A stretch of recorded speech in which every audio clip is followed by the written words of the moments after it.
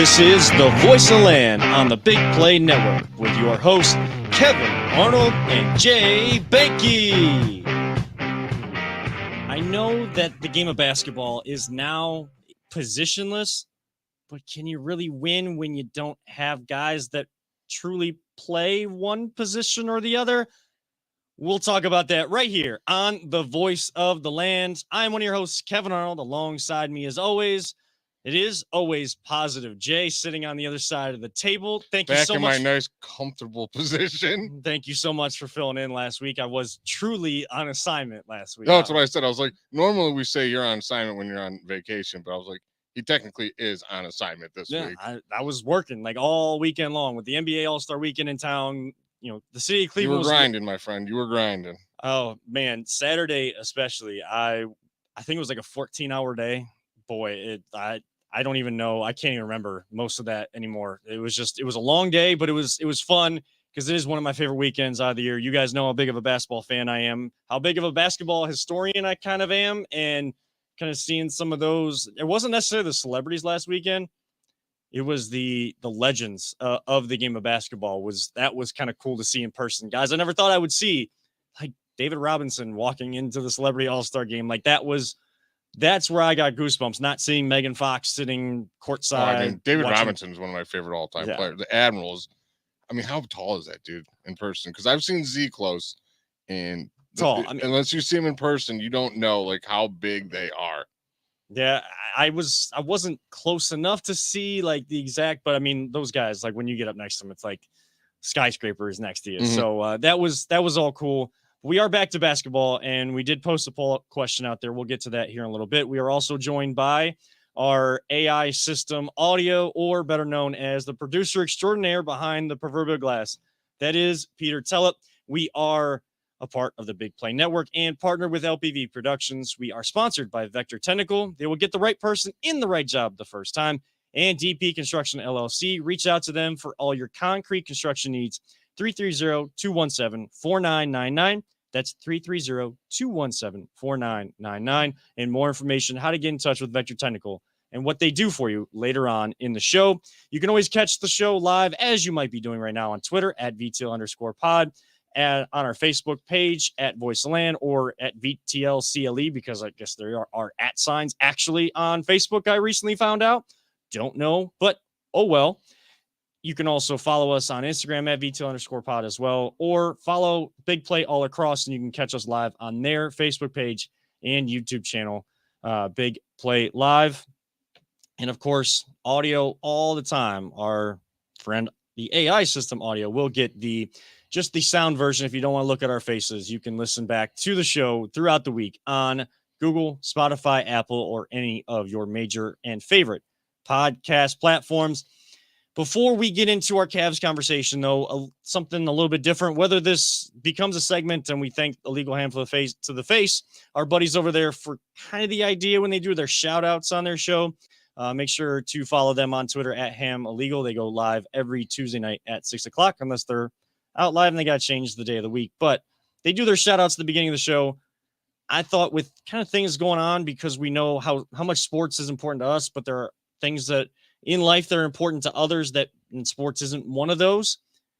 But we all know that to all of us, life is the most important thing. And I thought maybe some prayers and well wishes to start. And if we do this each week, we do it. If it's just this week, it is just this week.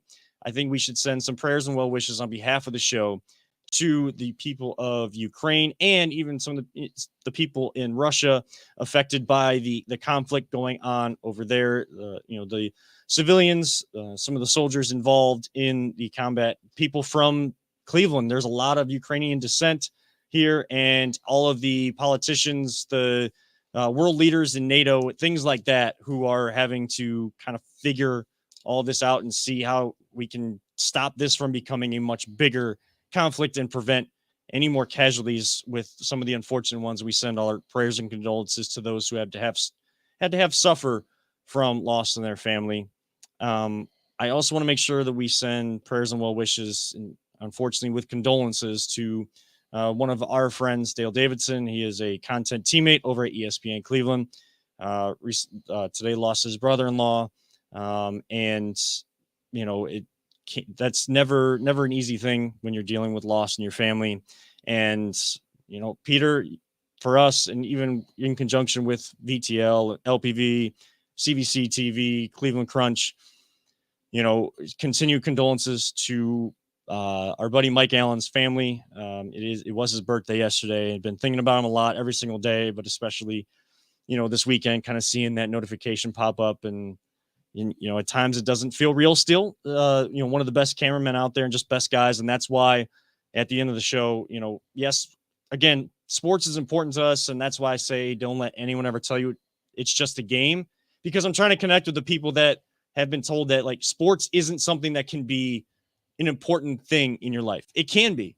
The arts, drama, theater, that can be one of the most important things in your life. Politics, science, whatever it may be, like you all have a choice for what is, what you feel is an important aspect of life, while we all know that life is the most important thing. But, for the sports fans that have been told like, oh, it is just a game. And, that shouldn't be an important thing because life is more important.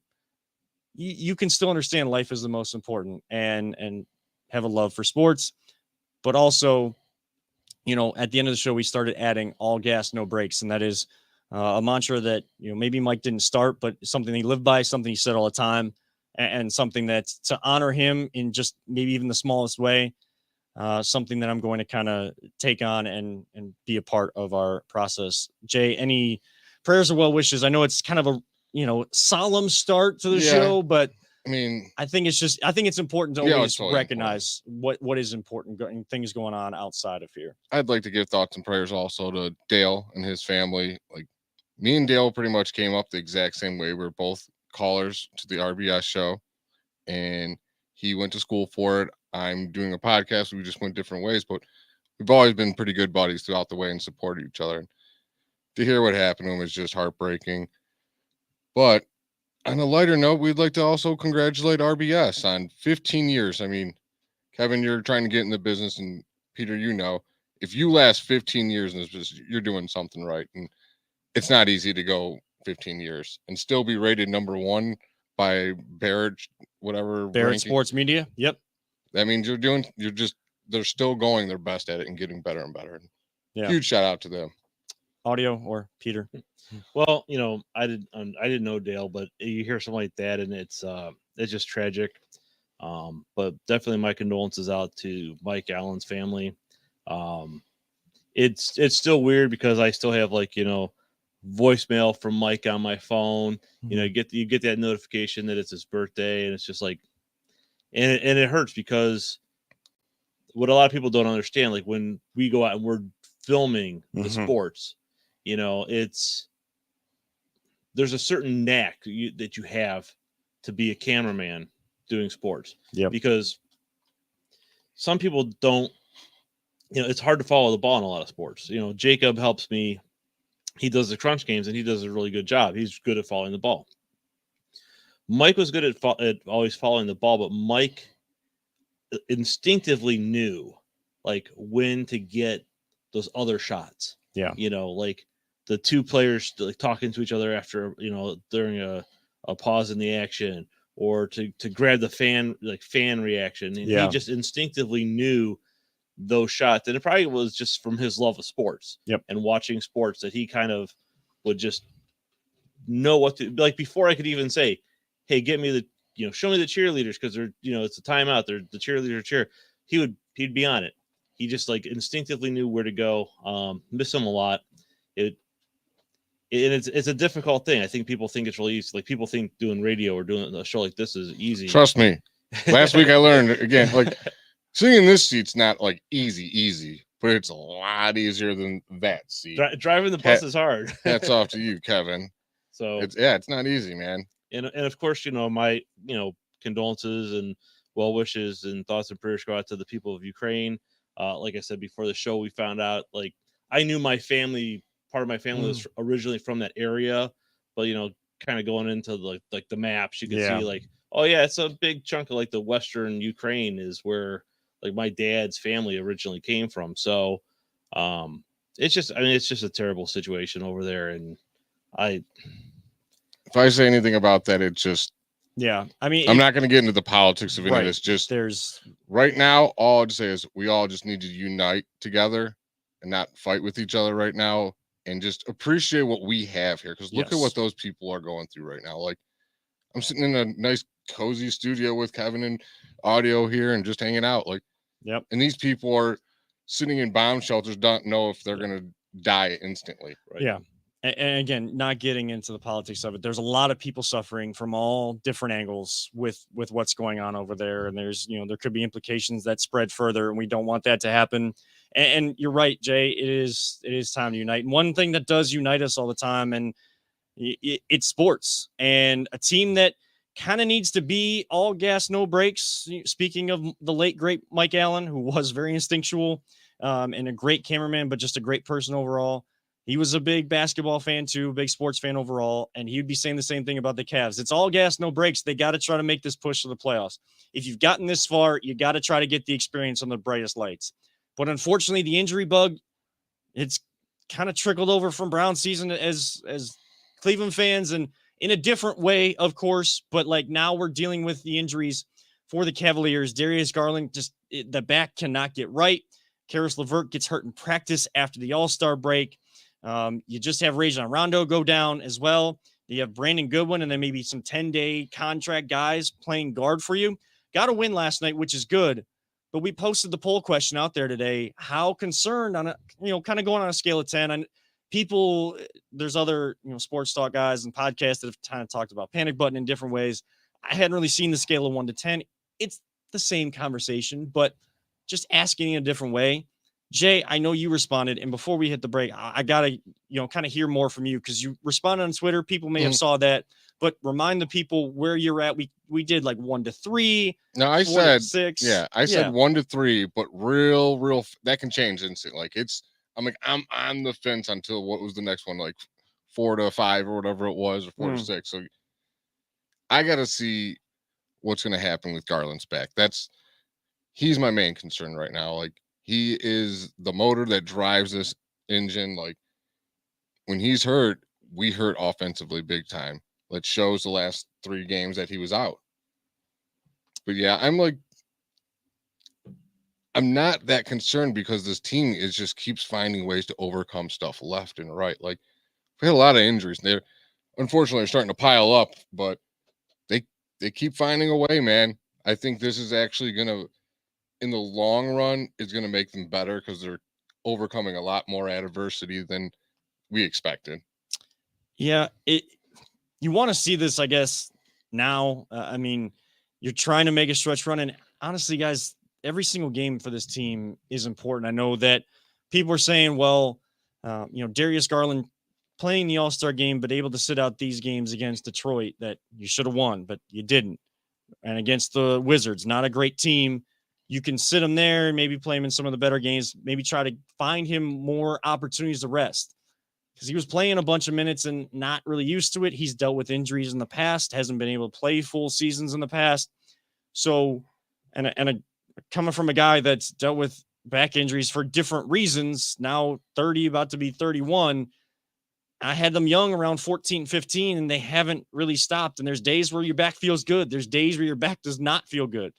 So I get it. And I this is not going to be a conversation, and we'll get to more after the break, but this is not going to be a conversation or an indictment against Darius Garland for playing in the All-Star game and All-Star festivities. Because if anybody is doing that, we'll explain a little bit more on the other side of this break. But people that are doing that, I understand where that's coming from. You got to look at it a little differently. Before we do hit the break, though, Jay, you said that you're 1 to 3. We'll get Audio's response in mine after the break. Right now, it looks like the poll question is still up, so make sure you follow us at VT_pod. It should be one of the first couple tweets on our profile there. You're in kind of that 6% range, the 1 to 3. I'm always positive, man. Come on. What do you expect? So, expected to be there. So the leader in the clubhouse right now is that 7 to 9 range, 50%. Next is 4 to 6 at 26%.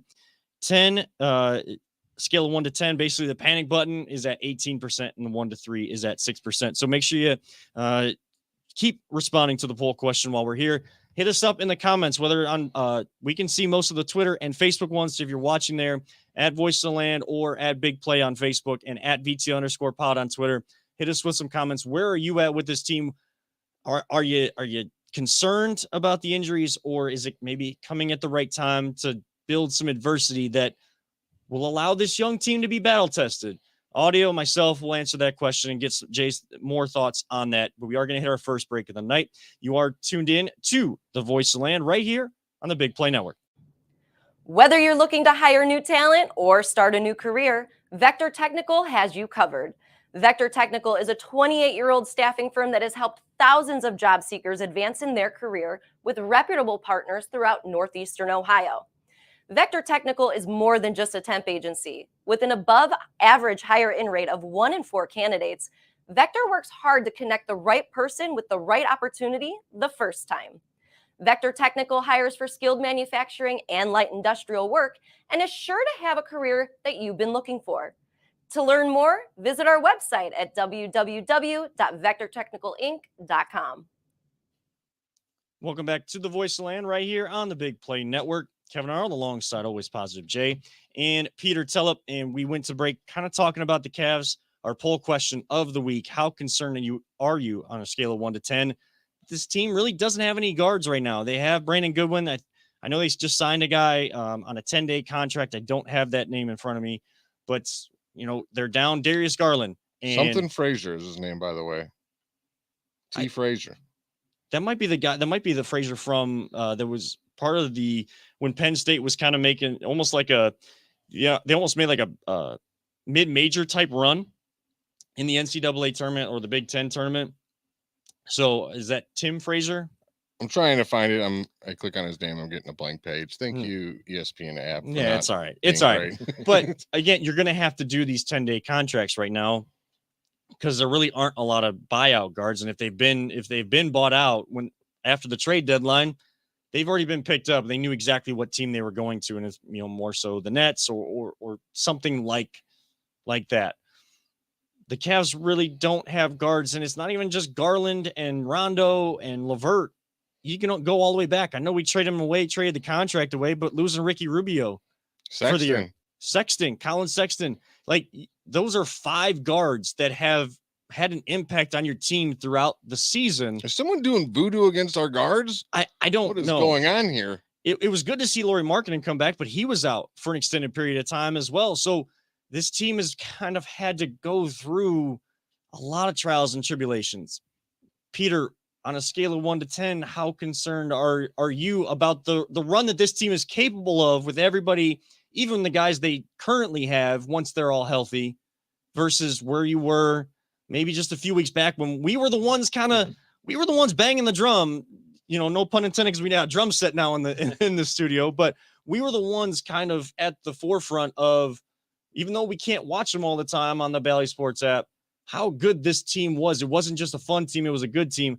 We're kind of the first ones on that. How concerned are you right now? I mean, right now I'm probably at a 4 to 6 range. I mean, I'm concerned, but I think it's still early. And it really depends on, how long these injuries last.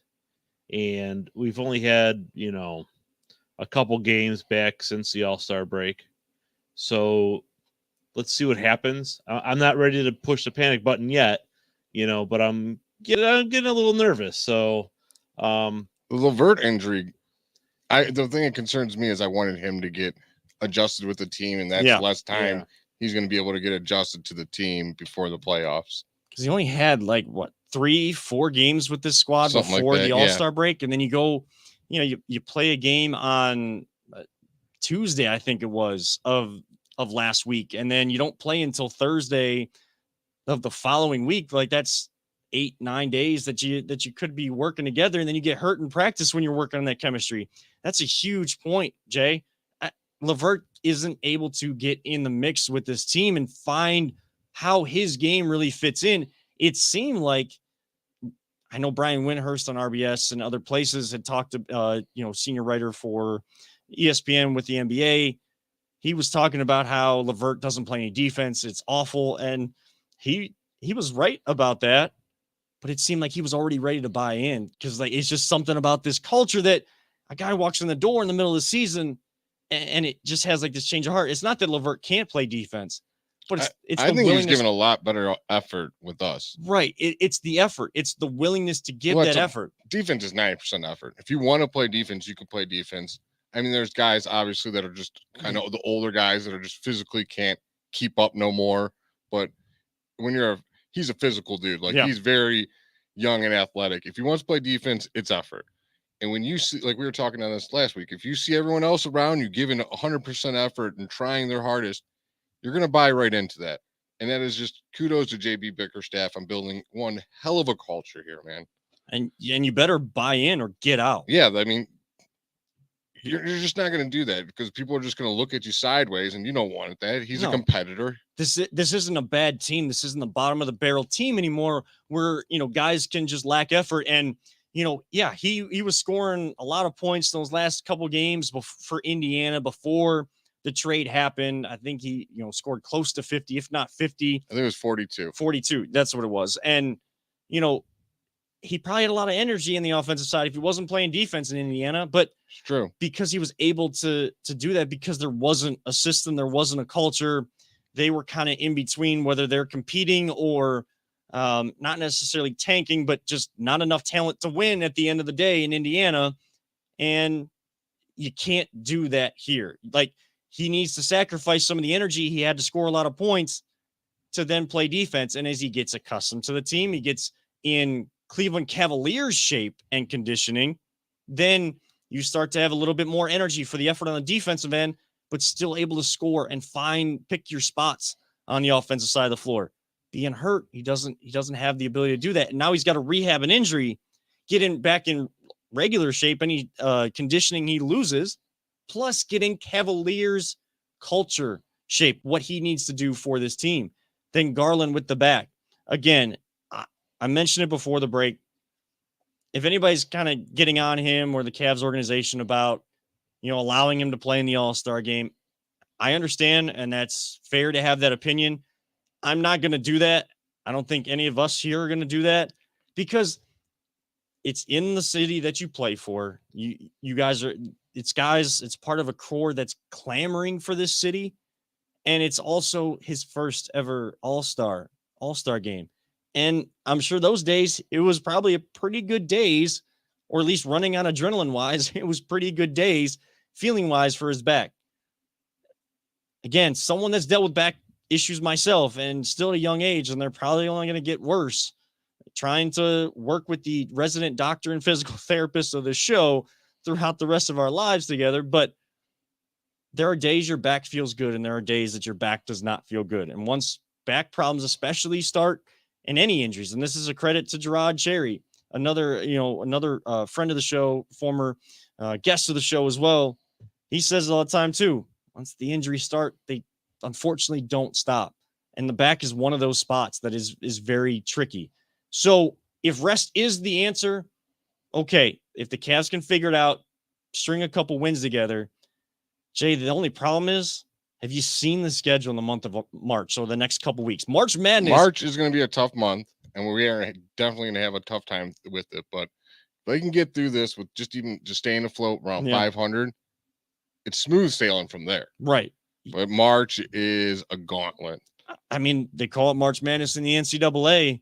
It's going to be March Madness for the Cavaliers. March Mayhem for the Cavs in Eastern Conference. That's not the conference to laugh at anymore. No, it's actually tougher than the West now, which is weird.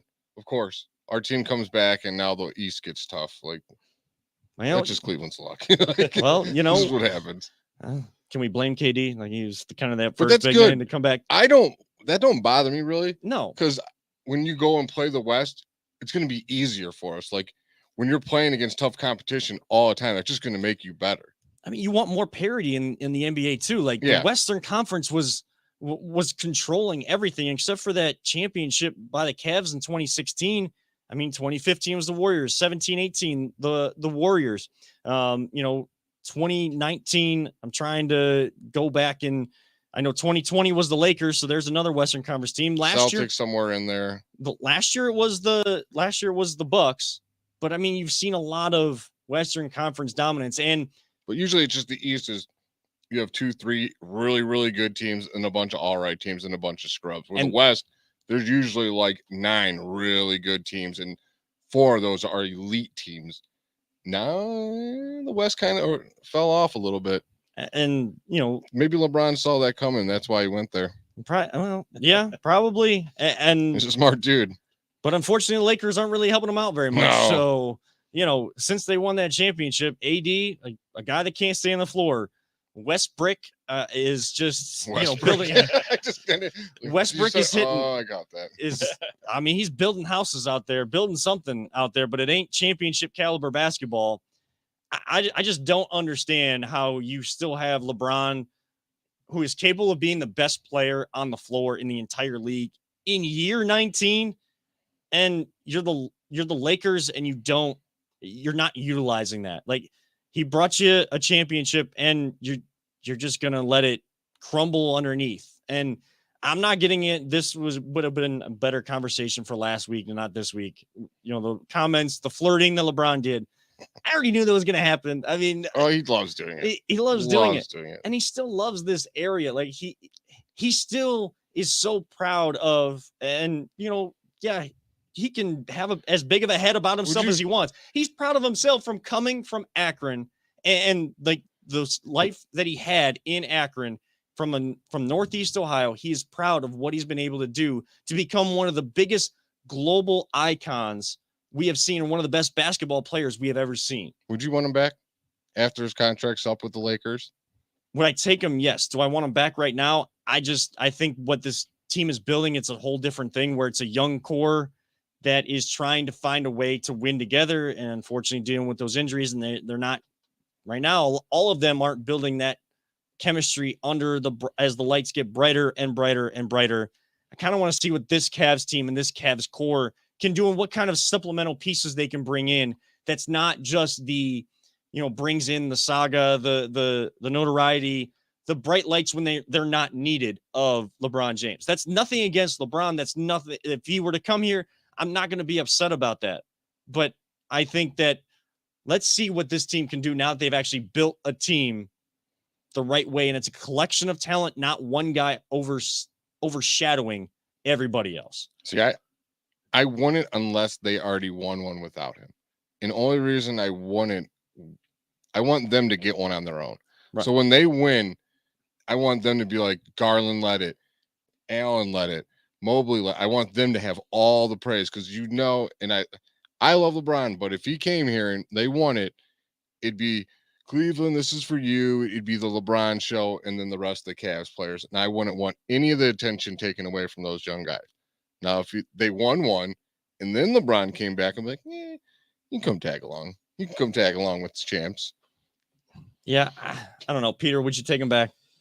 I kind of agree with Jay there because the issue I have, like LeBron obviously is a phenomenal player, but there are the rumors of all the kind of drama, when he was here and who was really running the team, and the culture that is currently with the Cavaliers organization, is a winning culture. And I agree. I want to see these guys get one without him. Yeah, like if they come in and they win a championship and then LeBron comes there, he can't come around and swinging like he would when he came here last time. Exactly. I know what to do to win. You guys listen don't. And be like, no, we also know what to do with the win. We're doing it our way. And then he would have to fit into their system, not us fit into his That's system. exactly it. If he came back, he would have to fit into the system that's there. If they're champions, they have the cliche to actually say so. Right. Then Exactly. Now, I'm not clamoring or saying that this team is, and even before when we were all excited about this team, I wasn't saying that they were championship or bust or like championship team. They look like a squad that is building the right way to be that type of team. Most often you have to lose and learn how to lose, like learn what it means losing in the playoffs under the bright lights. We're not winning a championship this year. We're realistic. If we did, it'd be awesome, right? And it'd be a shock to the world. But like you said, we gotta learn to win playoff basketball games. Yes, first. You have to learn how to win on that stage. When there is a team across from you that now you have to play and win 4 out of 7 games, and you have to game plan for them. Well, guess what? That team, after you play game one, you're not moving on to some other next team like in the regular season. You're going to do film work. They're going to do film work. They're going to make their adjustments. You have to make adjustments. I cannot wait to see that, by the way. I'm really, really excited to see how they do, because if you were like the way they play games, by the fourth quarter, it's like they kind of figured you out. Yeah. And it's even if they're behind, that's why they keep coming back.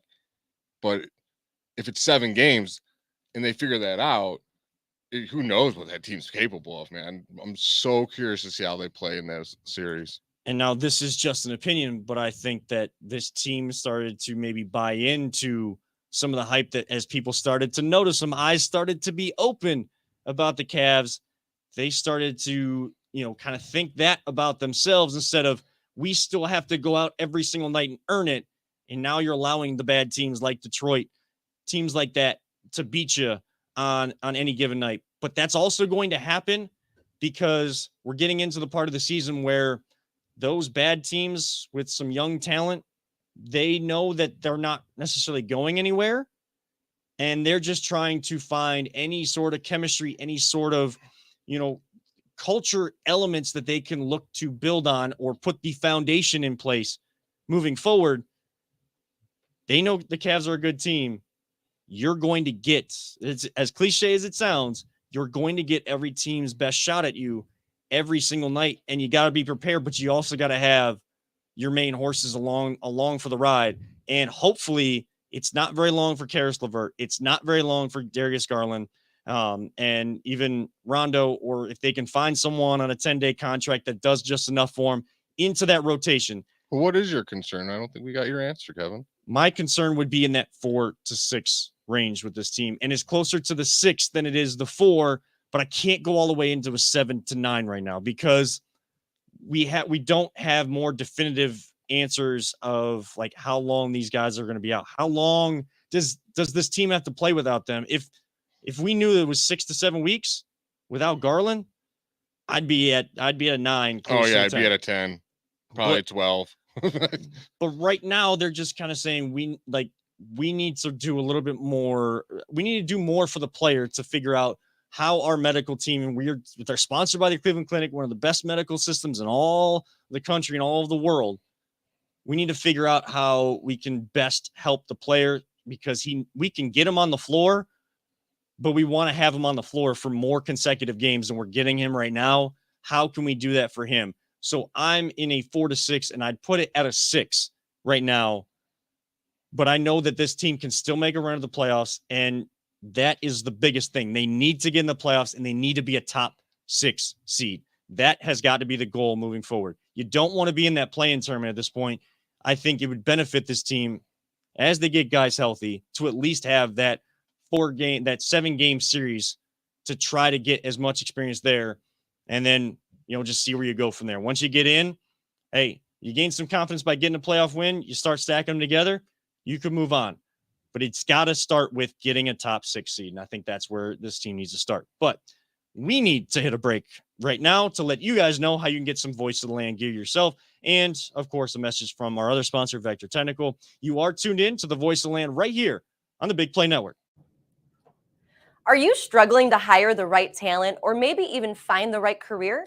Vector Technical makes it easy. Since 1992, Vector has provided Ohio employers with a reliable process for hiring and have helped thousands of job seekers advance in their careers.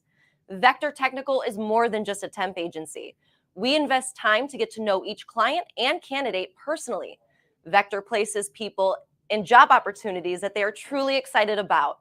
Interested in learning more? Visit our website at www.vectortechnicalinc.com to see a full list of our current job opportunities and to find out what Vector Technical can offer you.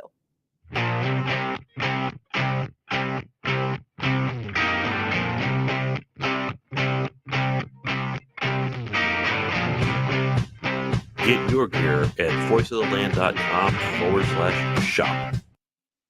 Welcome back right here to the Voice of the Land on the Big Play Network. I am one of your hosts, Kevin Arnold. I'm joined by always positive Jay and our producer extraordinaire, audio, better known as Peter Tellep.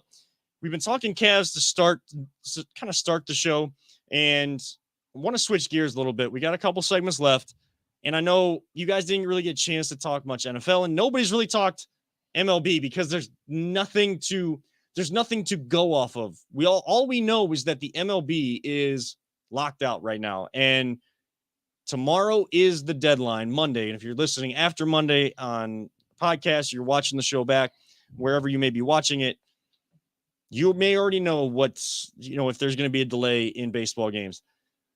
Jay, I know it seems kind of obvious. There's been some attempts at reports to the contrary, but do you see loss of games this MLB season? Without a doubt.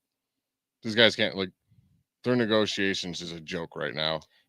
So the better question really is, how do you does that frustrate you? Does that anger you at all? Or is MLB totally lost or almost completely lost its fan base to the point of that's why they're not getting deals done, because there is no pressure like the NFL had when they had their lockout. There's no pressure from fans that we don't want to see. There's not enough of those fans clamoring for, we don't want to see loss of baseball this season. I mean, how idiotic you got to be to not realize that your sport's already dying. It is struggling big time. And then you're going to do this and have millionaires arguing with billionaires about money and whatnot. Get it done. You're going to lose your sport. And I was telling Kevin, someone smart is going to wise up one of these days. And they go, everyone keeps trying to compete with the NFL and let's start a new league and the XFL, and they struggle. They come in, they can't compete with the NFL because everyone loves the NFL. Well, guess what, MLB? And they realize no one really loves the MLB no more, but they love baseball like I do. I love baseball. I've told you this. I love baseball far more than I do Major League Baseball. And they're going to start a league and they're going to take it right from you guys. I mean, look at the Hall of Fame, how everyone is so angry just with that. If someone starts a new Hall of Fame with this league, they're going to be like, well, they're going to let the Bonds and the McGuires in and all of them. They just keep doing things left and right that just anger all their fans. And I said, if someone's smart enough, they're going to start a new baseball league and they're going to take the Major League Baseball league right out of it. Peter, where are you at with this? Have you just completely just pushed it to the side and, one of those MLB fans, because I know how big of a Indians/Guardians fan. We're going to use both until I actually see someone in a Guardians uniform swing a bat. I'm going to use the backspace in between Indians, Guardians. Where are you at with this whole lockout thing right now? It's millionaires arguing with billionaires. I honestly like going to go watch the Lake County Captains, because it's guys that are, they're trying to get to that next level. The tickets are affordable. I think one of the downfalls to MLB is how they treat those guys. Well, how they treat those guys, but it's 162 games. Mm-hmm. Yeah, and, honestly, NFL. Well, now what are we up to? 17 games, right? So, So if you miss a couple of weeks of the NFL, that's a huge, dent in the schedule. You miss a month of baseball. I mean, I know people they're like, I won't even pay attention to baseball really until after the All-Star break. The team could be in first place, and then after the All-Star break, a month later they're in last place. Right, and it's one of those things where you're right. They do a lot of things that, really don't. I don't know. It's not like they don't care about the fans. They don't. No. We got the Dolans as owners, so we know they don't care about the fans. Don't get me started on those guys. Right. Yeah, I'm not going down that. That's a whole show in itself. But exactly. So I mean, honestly, I don't see. I'd be shocked if they actually came to an agreement tomorrow and started the season on time. I just don't see it happening. Well, and even according to Evan Drelich, senior writer for The Athletic, also author of it's going to be a forthcoming book on the Astros, he tweeted out, and this comes sent into us courtesy of Jana Fenstemaker, that the MLB and MLB Players Association plan to meet again tomorrow, the day of the deadline the owners have imposed for the season to start on time. Meetings are over for today. There's no information on that tweet, and Jeff Passan at ESPN senior baseball writer and, kind of analyst on a lot of their shows for there. When he tweets about updates, there's no concrete update about like progress made or things. There's usually not much about things talked about. And the one day it was 15 minutes and everyone left. Right. And when you have a tweet like this that has absolutely nothing about it, you guys are worried about it starting on time. I don't think you're going to play baseball this year. And that angers me and frustrates me. But I also know that I'm one of the few that a lot of people are numb to it because what you guys just said, the MLB doesn't care. They're not catering and adjusting to the times. They're not trying to adjust to new generations of fans. ESPN, Sports Center, they always have on their not top 10 at the end of the week during baseball season. One of them is always someone sleeping at a baseball game. And I think that's like on a weekly basis. And I appreciate and love the nuances of the sport and a lot of sports out there. And for the baseball purists and even like the old school baseball fans, I know that they don't want it to change from 1900. From what it was in 1900, they don't want to see that changed in 2022. Guess what? It needs to. It needs to. There's very little ways, and I don't have any of the answers. That's why I mean, of any sport, what sport needs more change than baseball, Kevin? There is none. It's not even close. Right. It's not even close. Well, you know, it's interesting. Last year, right, the Field of Dreams game. Yeah. Right. I was just thinking about this the other day too. Coolest thing they did in years, by the way. But here, right, it's one of the coolest things they did. But I think it would have been cooler if they would have had them play on the actual field. They built another ballpark next to it. Yeah. No, make them play on the field with like 200 people in attendance, whatever the bleachers hold, and make it like the actual Field of Dreams game. All it is like, okay, so just another MLB game next to a cornfield, next to the Field of Dreams. Yeah. So it's like, I think it was a thought in the right direction, and I watched it. It was cool. Because it's a great freaking movie, but everything people love about baseball is Field of Dreams, right? Yeah. What people hate about Major League Baseball right now is what's happening. This lockout, this ridiculousness. Yeah, and it's like, I don't even know what these conversations are like, but you said it. I've seen it tweeted out there. I've seen it talked about, millionaires fighting with billionaires. And again, there's no pressure on them because they have disconnected so much with their fan base and, the average to slightly above average sports fan. They have disconnected so much that when the NFL had their players, their collective bargaining agreement, and they were getting close to maybe a deadline where it could push things back, there was pressure to get it done because loss of money and how much money the NFL brings in, and the fans putting that pressure on because the fans are the ones that are going to give you a lot of that money. The NBA, they may get a little bit of pressure. They'll definitely get way more than baseball would. Baseball is getting no pressure from a fan base to not miss games because they know fans just feel like, well, it's 162 games. What's losing, 12 to 20 of those games? We're still going to see over 100 games. So, what's the point? We'll just let it all for all cities to get into warmer times of the year. But guess what? It's not just about missing games. It is the lack of willingness and lack of taking advantage of opportunities to grow with the times. And that's why so many fans have been disconnected.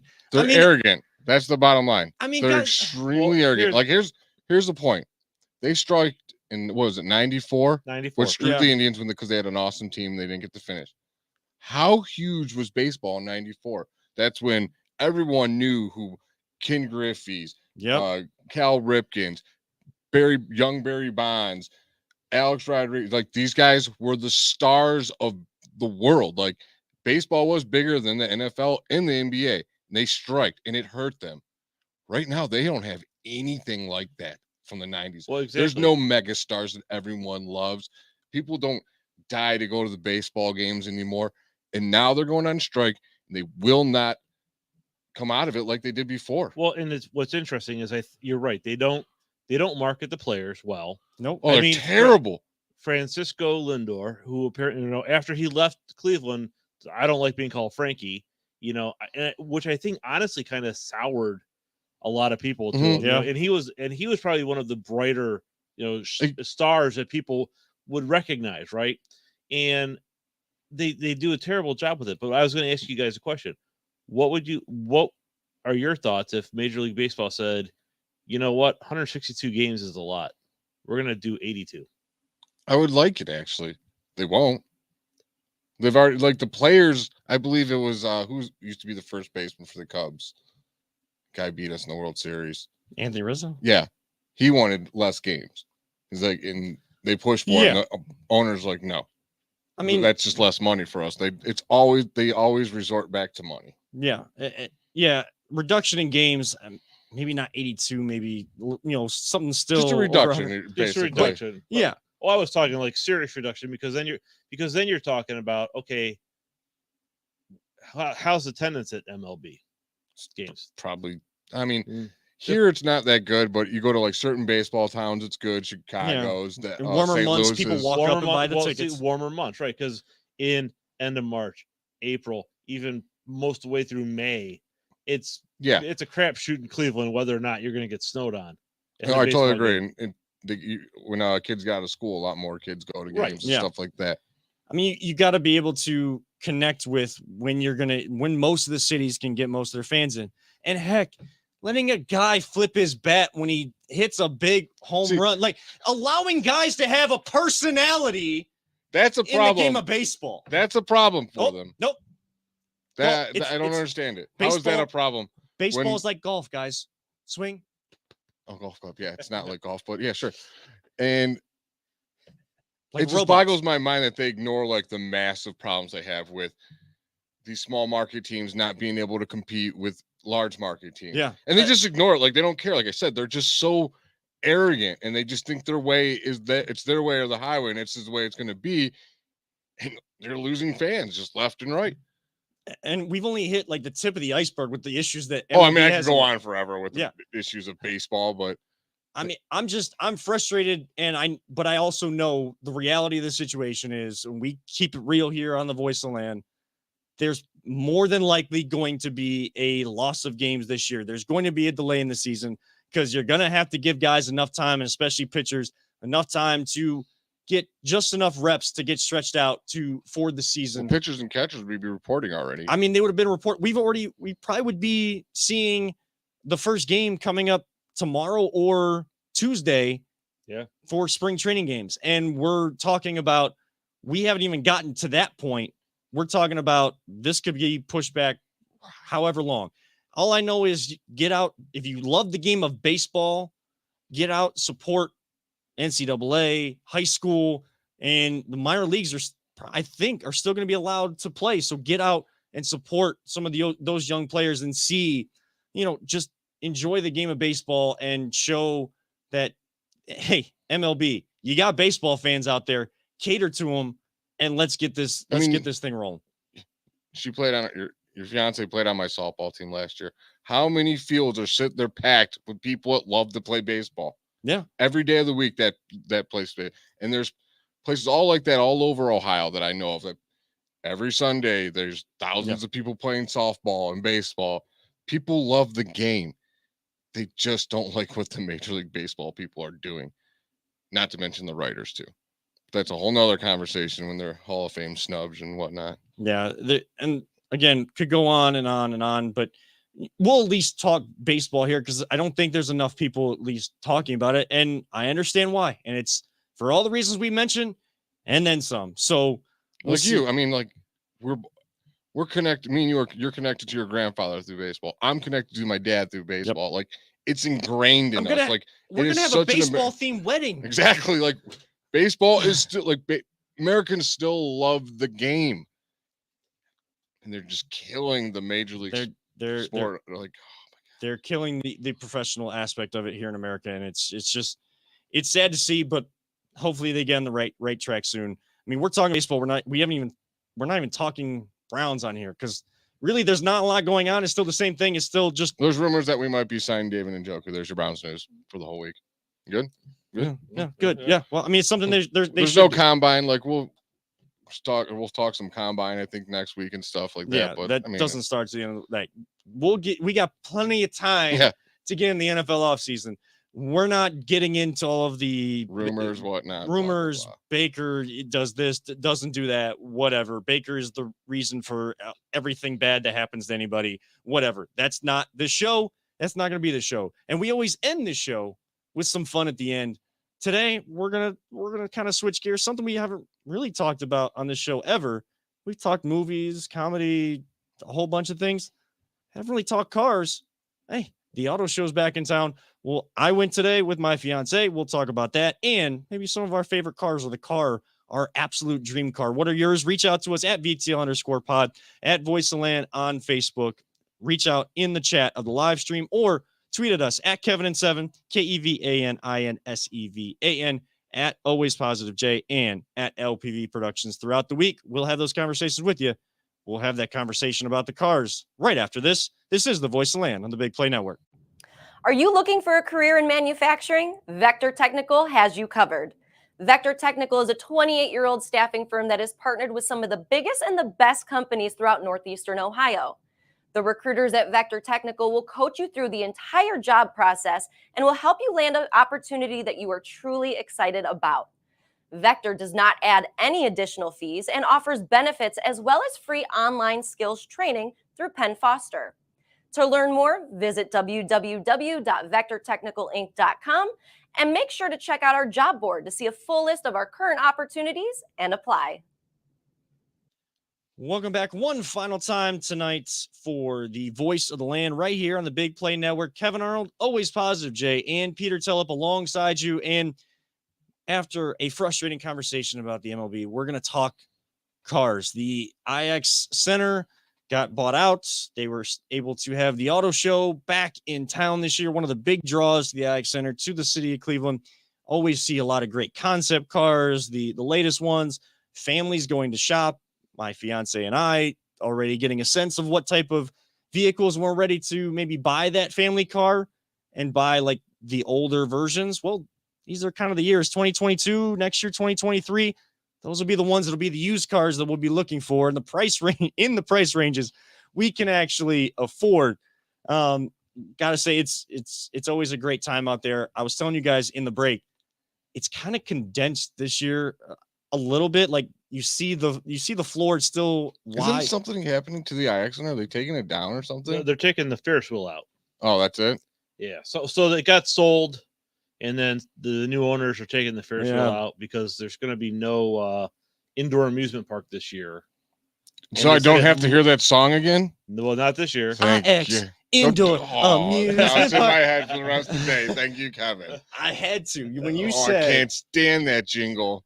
Like every time it comes on, I'm like, oh no, I'm going to see this commercial 500 times. Yep. Every time I'm in the radio, that commercial it haunts you. I never went as a kid.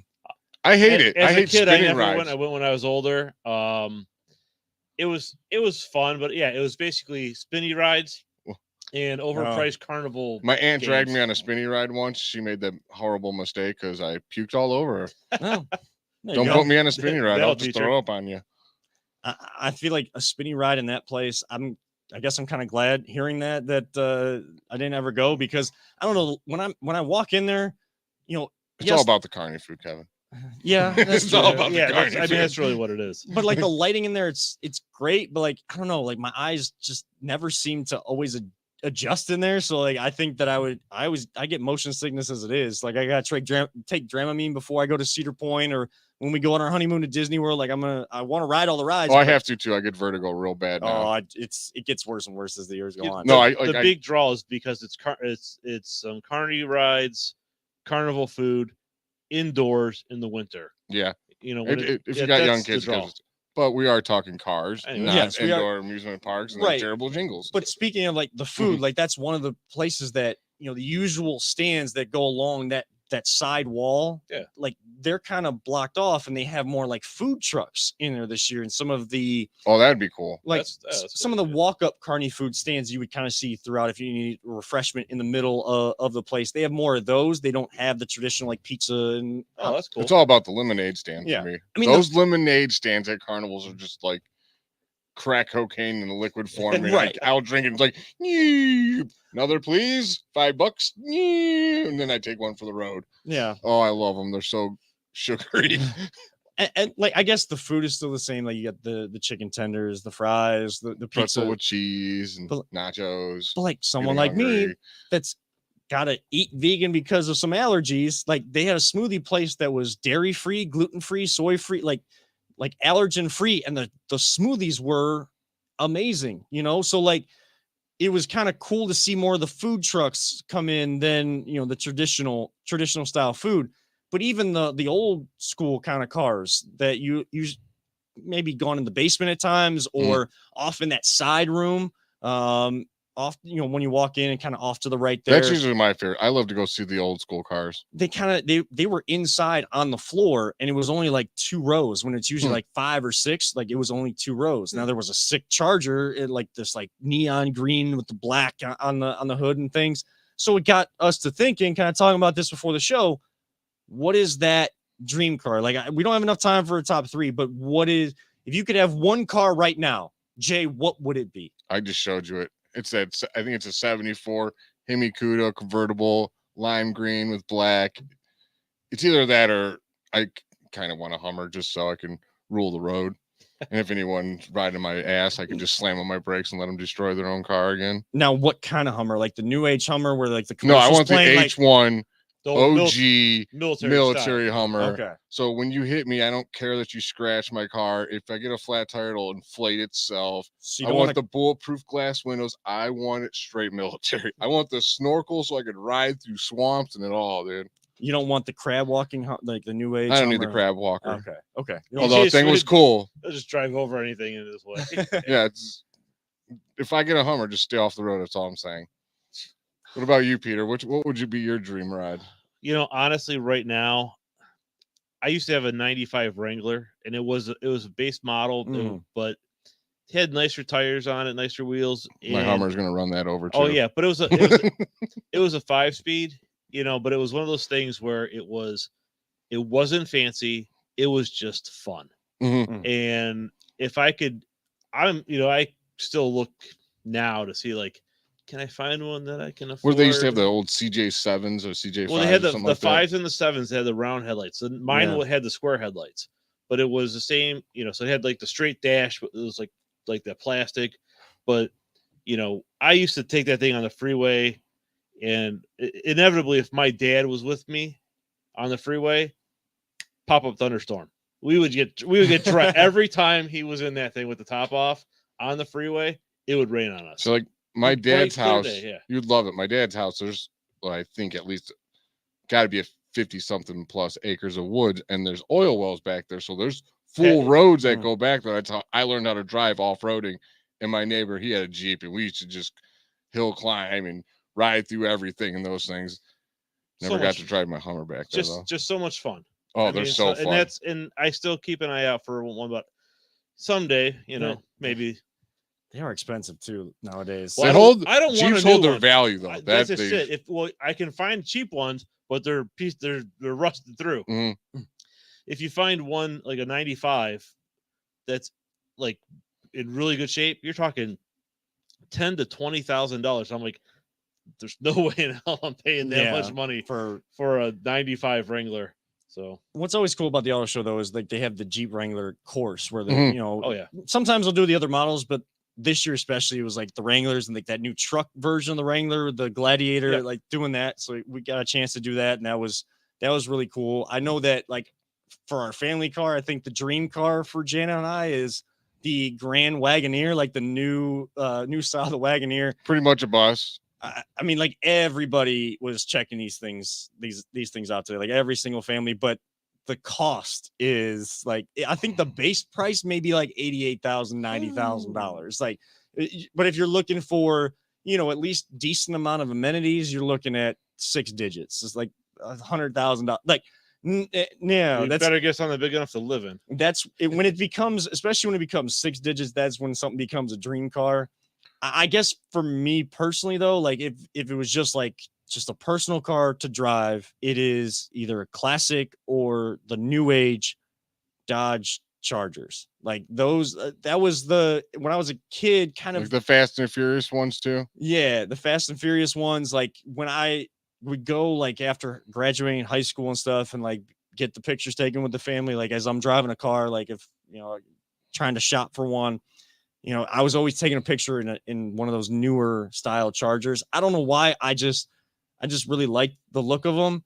But I mean, I guess right now, like our more practical but still in the future dream car right now is like a Jeep Grand Cherokee or I don't know. I think there was like a Toyota Sienna, like vans. Like, so we're talking like soccer mom vans and stuff. Like that's the type of cars we're looking for today. But hey, if you plan ahead, you stay ahead. May if we can get a couple more sponsors, maybe we can There you get go. those cars. I'll tell you what, we used to have a Honda Odyssey minivan. We had a couple of them we leased. Saw one of those today. And too. those things, they're awesome ride, great gas mile. I mean, it was as for a minivan, it was a great vehicle. When I was in high school, I always wanted to take one of those conversion vans and make it to like a giant party van and stuff. Oh, okay. I had one of those. Of course you did. I don't know why, but like my mom had a minivan. So like that was, if I was allowed to drive to school on certain days, like that was the car I drove. Or if I had to go to practice, my dad was coaching. So like I would take the van when my mom got home from school as teaching. I don't know why, but they have the best sound systems. What would be your guys' favorite supercar? Now you're talking Lambos, Ferraris. Like me, I would have this dream of always drive. I think it was like a 95 Viper. Then when they came out with the, I always wanted to drive one. Those just look so badass. Dude, Millionaires Row was stacked with the McLarens, I think there was Ferraris, there was the Lamborghinis. I mean, and like tricked out. Who wouldn't want to open the suicide Lambo doors too one day? Like no. I've always wanted to do that thing. Where like open it up, feel like the scissor doors. Yeah, mm-hmm. I'd have to learn how to drive manual like stick before I could. I always like the old school Lotus. Yeah, mentioning that. I used to be a bellman, Kevin, and this guy pulls up with a brand new Ferrari, throws me the keys, goes, "You want to park it?" I catch it, and I'm like, I don't know how to drive stick. I am not. I was so half tempted to just be like, screw it. I'm going to learn how to drive stick on this Ferrari here real quick. I can see him in there to grind his gears. I'm like, sorry, bro. I just got myself fired. Yeah, I would love to learn how to drive that, but I don't know. It's just, I don't even know what I would have done in that situation if I were like working as That's just 20-year-old version of me too. Like I am still shocked I held back and restrained myself from trying to learn how to stick drive on that car. Man, it was so beautiful. You could see like the engine's in the back and it's all glassed over, and you could see the whole engine. Yeah. I'm like, wait, so do neither of you guys know how to drive stick? I probably can, because I could drive 4-wheelers and dirt bikes. I just don't. I have to just learn the pattern. Yeah, with my foot instead of hand clutch. I don't know at all. You do. It sounds like. Oh yeah, my Wrangler was a stick. I learned driving dump trucks. So. Oh, okay. I mean, that makes sense then. Yeah. A skill to learn is maybe like a midlife crisis. Like, ever seen a video of the guy that got carjacked and they basically the car thieves just give him his car back because it was a stick. they're like. Did I learn how to drive a motorcycle from driving Mohican back to here? Because my friend's girlfriend got hurt kayaking and she couldn't drive it. And they're like, "Do you ever drive one?" I'm like, "I drove a dirt bike a couple times." Like, yeah, I figured it out. Drove around the parking lot a few times. I'm like, "Yeah, I'm good." Next thing I'm going down the freeway in a motorcycle. Never owned one in my life. And so I told you, I was half tempted to really grab those keys and learn how to drive that Ferrari. I'm a little nuttier than y'all think. Well done on holding back and restraining on that one back then. And as much as we would like to go on with this show right now, we need to hold back. We need to restrain ourselves and wait until next week to talk more. We'll talk NFL Combine. We'll talk maybe progression of the Cavaliers. If there's baseball news to talk about, we'll talk about that. And much, much more, plus updates on one of our fellow partners, the Cleveland Crunch. But until then, for Always Positive Jay and our producer extraordinaire Audio, better known as Peter Tella, it's going to wrap it up for this edition of The Voice of Land. I'm Kevin Arnold, reminding all of you out there, don't let anyone ever tell you it's just a game. We truly love you all, 3,000 prayers and well wishes out to everyone, as we talked at the beginning of the show. And I mean, we just talked cars, kind of a perfect way to end. Like our great late friend Mike Allen always used to say, all gas, no brakes. We'll see you all next week right here on the Voice of the Land on the Big Play Network.